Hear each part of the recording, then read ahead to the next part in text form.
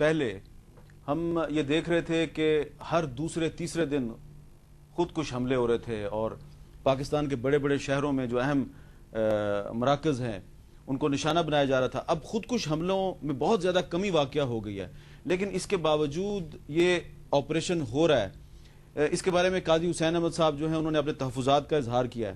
آپ کیا سمجھتے ہیں کہ اگر پاکستان کے یہ اس قبائلی علاقے میں خیبر ایجنسی میں کچھ لوگ آپس میں فرقہ وارانہ بنیادوں پہ لڑ رہے تھے تو کیا ان کے خلاف آپریشن نہیں ہونا چاہیے؟ حامد میر صاحب، یہ لڑائی تو کل سے شروع نہیں ہوئی، اس کو تو کئی سال ہو گئے ہیں. یہ آج حکومت کو کیوں یہ فکر پڑی کہ وہ آج یہ کارروائی شروع کر رہے ہیں؟ میں افتخار صاحب نے جو بات کی، اصل بات تو وہی ہے کہ اس وقت صوبائی حکومت نے سیٹل علاقے میں کامیاب مذاکرات کیے، اور آپ کی بات بالکل درست ہے کہ 18 فروری کے بعد اس طرح کی کارروائیوں میں کافی فرق پڑا، تقریباً ختم ہو گئے وہ کارروائیاں. اور اگر مرکزی حکومت، وفاقی حکومت فی الواقع مرکز کے اندر، وفاق کے اندر کوئی نظام قائم کرنے میں کامیاب ہو جاتی تو شاید مکمل طور پہ یہ مسئلہ حل ہو جاتا. لیکن حقیقت یہ ہے کہ اس وقت اسلام آباد میں کوئی نظام دکھائی نہیں دے رہا. یہ سمجھ نہیں آ رہی کہ کس کے پاس اختیار ہے اور کس کے ہاتھ میں حکومت کی واک ڈور ہے. جس کے پاس اختیار ہے وہ کبھی باہر ہوتا ہے، کبھی اندر ہوتا ہے، اور جس کے پاس حکومت کی واک ڈور ہے اس کے پاس اختیار نہیں ہے. اور وزیراعظم کو بے اختیار سمجھتے ہیں؟ زرداری میں میری مراد ہے، آپ وزیراعظم کو بے اختیار سمجھتے ہیں؟ زرداری صاحب کے پاس مکمل اختیار ہے، اور قانونی طور پر وزیراعظم یوسف رضا گیلانی صاحب ہیں، اور کوئی نظام نہیں ہے، نہ انتظامیہ ہے اور نہ عدلیہ ہے. عدلیہ کا وجود نہیں ہے اور انتظامیہ بھی عملاً دکھائی نہیں دے رہی. اس صورتحال کا لازمی نتیجہ یہی نکلتا ہے، فارسی کا مقولہ ہے کہ جائے خالی را دیو میں گیرند، خالی جگہ اگر ہوگی تو اس کو دیو قبضہ کریں گے. پشاور میں ایسی کوئی صورتحال نہیں تھی. جو کچھ ہوا اس سے بھی یہ اندازہ ہوتا ہے کہ شاید اسی کارروائی کے لیے کچھ کیا گیا. اور اس طرح کی کارروائی، یعنی اگر سویلین معاملات کو فوج کے ذریعے سے حل کیا جائے گا تو فوج کبھی بھی کامیاب نہیں ہوگی. اور صوبائی حکومت جس طریقے سے مسئلہ حل کر رہی، ان کو اگر چھوڑ دیا جائے یہ مسئلہ حل ہو جائے گا. فاٹا میں بھی جو پرانا نظام تھا اس کے تو بخی ادھیڑ دیے. اس مسئلے پہ میاں افتخار صاحب کے موقف سے آپ اتفاق کریں؟ مجھے مکمل اتفاق ہے. بڑی اچھی بات ہے جی. عوامی نیشنل پارٹی اور جماعت اسلامی کا اس بات پہ اتفاق ہے کہ پشاور کو طالبان سے کوئی خطرہ نہیں. ہم ڈسکس کر رہے ہیں کہ خیبر ایجنسی جو ہے وہاں پہ آپریشن کیوں شروع کیا گیا ہے. خیبر ایجنسی کے علاقے باڑے سے تعلق رکھنے والے ایک وفاقی وزیر ہیں جناب حمید اللہ جان آفریدی، وفاقی وزیر ماحولیات ہیں. جو صورتحال ہے خیبر ایجنسی میں، اس کے بارے میں ہم ان سے جاننا چاہیں گے کہ وہ ذرا ہمیں یہ بتائیں کہ یہ جن تنظیموں کے خلاف آپریشن ہو رہا ہے، لشکر اسلام اور انصار الاسلام، یہ تنظیمیں کیا ہیں اور یہ آپریشن کیوں ہو رہا ہے؟ انصار الاسلام اور لشکر اسلام کی لڑائی کو اب 2-2.5 سال ہونے والے ہیں. یہ انیشلی ایک مفتی منیر شاکر اور ایک پیر سیف الرحمان سے شروع ہوئی. دونوں آؤٹ سائیڈر تھے، خیبر ایجنسی سے ان کا تعلق نہیں تھا. پیر سیف الرحمان صاحب 15-20 سال سے ادھر مقیم تھے. مفتی منیر شاکر 3-4 سال سے آیا ہوا تھا. یہ دو لوگ ڈفرینٹ اسکول آف تھاٹ کے لوگ تھے. ایک دیوبندی تھا، ایک بریلوی تھا. آہستہ آہستہ ان کی جو ڈفرینسز تھے ایف ایم پہ آنے شروع ہو گئے، ایک دوسرے کے خلاف فتوے دینے شروع ہو گئے، جس کی وجہ سے دونوں گروپوں کے پیچھے لوگوں کا ہجوم بنتا گیا، اور یہ دونوں ایک محکم لشکر کی تشکیل ان کی ہوئی، لشکر کی شکل میں. اب پیر سیف الرحمان اور جو مفتی منیر شاکر تھا، جرگے نے بٹھا کے ان دونوں کو ایجنسی بدر کر دیا تھا. وہ وہاں سے چلے گئے تھے، اب وہ علاقے میں بھی نہیں ہے.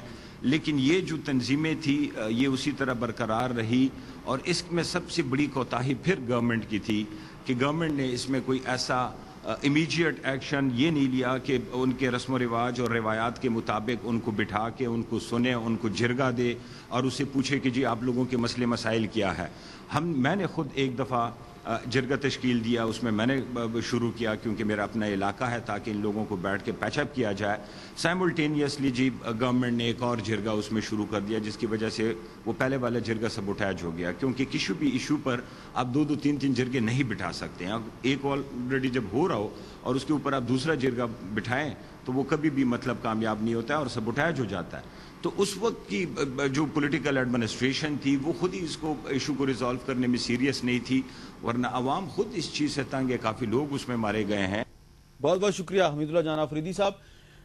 منیر اورکزئی صاحب، اب آپ کا جو علاقہ کرم ہے وہاں سے بھی کچھ اسی قسم کی اطلاعات آ رہی ہیں۔ آج صبح بھی وہاں پہ اطلاعات ملی ہیں کہ 8 لوگوں کو گولی مار کر شہید کر دیا گیا۔ تو آپ کیا سمجھتے ہیں کہ خیبر ایجنسی میں آپریشن ہونا چاہیے تھا، اور کیا اس کے بعد کرم ایجنسی میں بھی آپریشن ہونا چاہیے؟ بسم اللہ الرحمن الرحیم۔ میرا تو حمید میر بھائی گزشتہ 5 سال سے جو میں پچھلی اسلام میرا اور ابھی تک ایک ہی موقف ہے، اور ہر بار میں نے اسمبلی کے اندر طور پہ ہر بار یہ آواز اٹھائی ہے کہ یہ جو آپ جس طریقے سے یہ تمام معاملات کو آپ ڈیل کر رہی ہے بالکل 100% آپ غلط چاہ رہے ہیں۔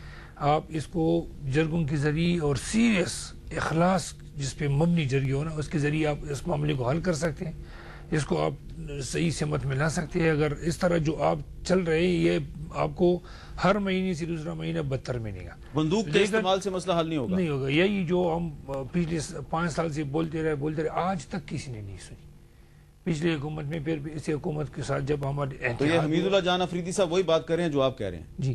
تو پھر اس حکومت کے ساتھ جب ہم آئے، ابھی میں تو پرانی ساتھیوں میں دوبارہ الیکٹ ہو کے آیا، تو ہم نے اس کی شمولیت کے ساتھ یہی بات کی کہ آپ وہاں اگر کوئی بھی سیاسی یا انتظامی اصلاحات لانا چاہتے ہیں تو آپ ہمیں اعتماد میں لے کے بات کریں گے، اور ایسی کوئی آپریشن وغیرہ کرنے سے پہلے آپ ہمیں اعتماد ملیں گے، اور آپ وہاں آپریشن آپ لوگوں کا جو طریقہ کار ہے یہ اس طرح کامیاب نہیں ہو سکتے۔ آپ سیریس جرگہ کریں۔ اس سلسلے میں انہوں نے ہمارے ساتھ کمٹمنٹ کی، لیکن اس پہ پورا نہیں ہوئی۔ پچھلی 19 جون کو ایک جرگہ ہوا، میٹنگ ہوئی پشاور میں، اسی مہینے کی 11 دن پہلے، وزیر داخلہ رحمان ملک کے اور گورنر سرحد دونوں چیئر کر رہے تھے۔ اس میں تمام جو اسٹیک ہولڈر ہے فالڈا کے حوالے سے، امن امان کے حوالے سے، تمام پولیٹیکل ایجنٹس، تمام آر سی اوز، تمام ڈی سی اوز، اور اس کے علاوہ یہ آئی جی ایف سی اور فرنٹیئر کنسٹیبلری کی آئی جی اور D G S I, D G M I, تمام یعنی جو جتنے بھی متعلقہ لوگ تھے وہ موجود تھے۔ تو اس میں نے اس کو رائے دی کہ یہ جو آپ کہہ رہے ہیں یہ بالکل سراسر غلط ہے، آپ لوگ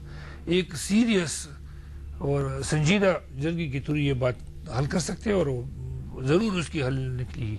تو پھر میں نے اس کو تجویز دی یہی کہ آپ مولانا وزیر الرحمان، اس کے 2 اور سینئر کولیگز وہاں صوبہ سرحد سے، آپ قاضی حسین احمد، سراج الحق، اور میں نے پروفیسر ابراہیم کا اسپیشلی نام دیا ان تینوں کے، اور مولانا سمیع الحق کا میں نے ذکر کیا۔